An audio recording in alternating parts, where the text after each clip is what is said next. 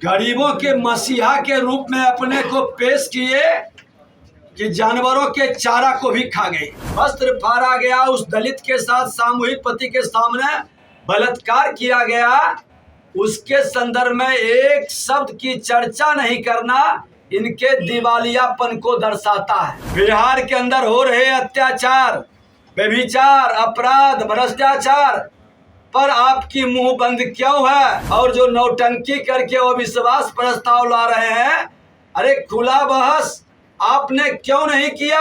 अविश्वास प्रस्ताव के पहले आप मणिपुर के अंदर जा करके विपक्ष का ईमानदार भूमिका क्यों नहीं निभाया? शासन प्रशासन को आपने चेहरा दिखाता तो जनता समझती कि ये कांग्रेस के लोग अपनी जिम्मेवारी का निर्वहन कर रहा है। आपको सिर्फ राजनीति करनी है और उस राजनीति में एक खास समुदाय के तुष्टीकरण की भाव से बिहार की उपेक्षा करना आपको महंगा पड़ेगा। नमस्कार, मैं हूं अनूप नारायण सिंह और आप देख रहे हैं बिहार टॉक के डिजिटल प्लेटफॉर्म को। हम हैं पटना में प्रदेश भाजपा कार्यालय में और नेता प्रतिपक्ष विजय कुमार सिन्हा सहयोग कार्यक्रम में प्रदेश भाजपा कार्यालय में पहुंचे हैं और पत्रकारों से बातचीत करते हुए उन्होंने कहा कि विपक्ष जो है घड़ियाली आंसू बहा रहा है। मणिपुर की घटना दुखद है और केंद्र सरकार इसके प्रति संवेदनशील है, कठोर कार्रवाई की गई है, लेकिन विपक्ष जिस तरह से मणिपुर की घटना पर इतने दिनों तक मौन रहा, कहीं ना कहीं उनकी मंशा साफ हो जाती है।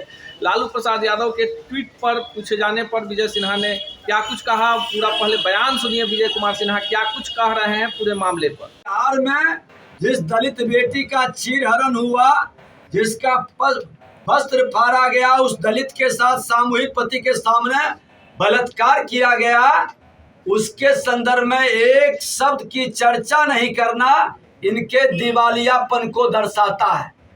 इनको लोकतंत्र में विश्वास नहीं है, पूरा देश नजर नहीं आता है। जो श्रीमान राहुल गांधी और उनके नेता, उनकी मम्मी श्रीमती सोनिया गांधी मणिपुर के बाहर बिहार भी है।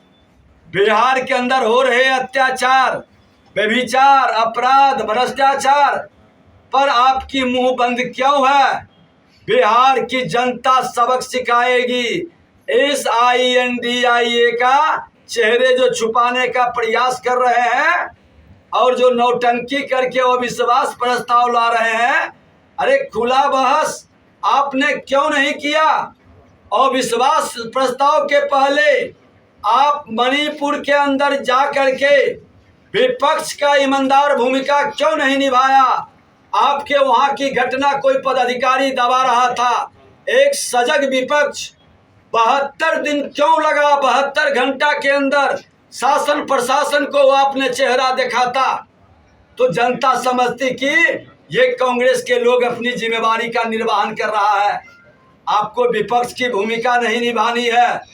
सरकार के खामी कमी को सुधारने की बजाय आपको सिर्फ राजनीति करनी है और उस राजनीति में एक खास समुदाय के तुष्टीकरण की भाव से बिहार की उपेक्षा करना आपको महंगा पड़ेगा। लालू प्रसाद यादव का सिर्फ ट्वीट आया है, उन्होंने लिखा है संस्कार विहीन, मर्यादाहीन, भड़काऊ जनता पार्टी के नेता और मंत्रीगण संसद भवन में गुंडों मवालियों की तरह सुरक्षा भाषा और गाली गलौज पर उतर चुके।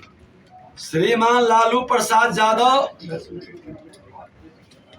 गरीबों के मसीहा के रूप में अपने को पेश किए कि जानवरों के चारा को भी खा गए, नरसंहार करवाए, सैकड़ों विधवाएं का मांग का सिंदूर एक साथ पोंछी जा रही थी, चूड़ियां फोड़ी जा रही थी, जातीय उन्माद पैदा करके अपराधी मवाली को अपने आवास में पनाह देने का, बॉबी कांड में अपने परिवार को बचाने का, ये तो इनका परिचय है। और इस परिचय पर मौन क्यों हो जाते हैं? आज देश के प्रधानमंत्री नरेंद्र मोदी जी और उनके मंत्रिमंडल के लोग कोई अपराधी मवाली नरसंहार और चारा नहीं खाया है।